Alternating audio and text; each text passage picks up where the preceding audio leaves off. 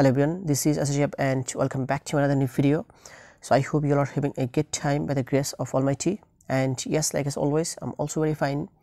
Today in this video I'm going to share with you about a very important lesson of English grammar, and that is tag questions. Actually আজকে ভিডিওতে আমরা tag questions এর আরো কিছু examples নিয়ে আলোচনা করব. So let's get started with this topic.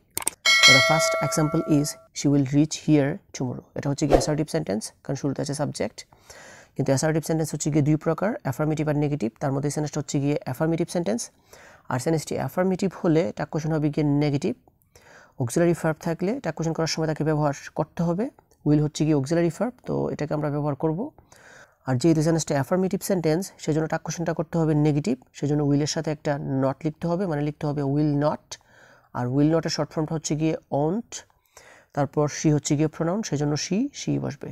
So she will reach here tomorrow, এটাকে tag question করলে হবে won't she. তারপরে সেন্টেন্সটা হচ্ছে they came here, এটা হচ্ছে কি assertive sentence, কারণ প্রথমে আছে সাবজেক্ট. তবে assertive sentence হচ্ছে গিয়ে দুই প্রকার, affirmative আর নেগেটিভ. তার মধ্যে সেন্টেন্সটা হচ্ছে গিয়ে affirmative sentence, আর সেন্টেন্সটি affirmative হলে tag question হবে গিয়ে নেগেটিভ. auxiliary verb থাকলে tag question করার সময় তাকে ব্যবহার করতে হবে, কিন্তু এই সেন্টেন্সটাতে কোনো auxiliary verb নেই. আর auxiliary verb না থাকলে টেন্স অনুসারে don't, doesn't or didn't বসাতে হবে. এখন don't, doesn't or didn't থেকে কোনো কিছু বসানোর আগে আমাদেরকে দেখতে হবে যে সেন্টেন্সটা কোন টেন্সে আছে.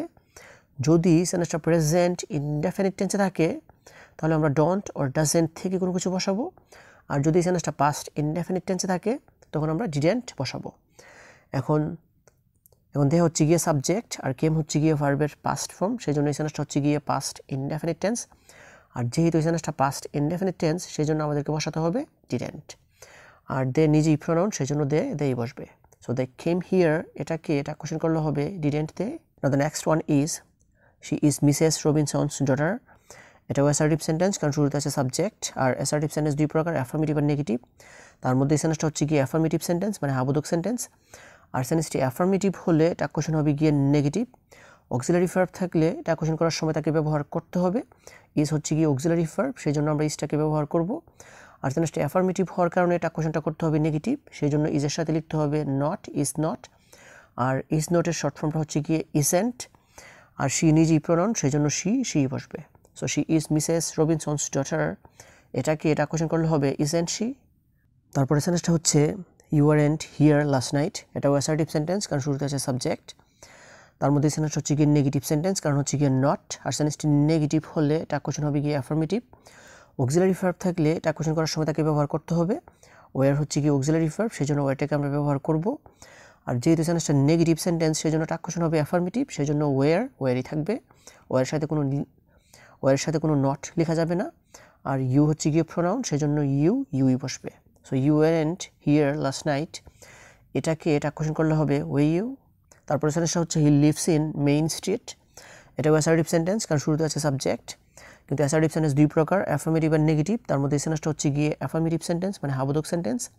আর সেন্টেন্সটি অ্যাফার্মেটিভ হলে tag question হবে গিয়ে নেগেটিভ.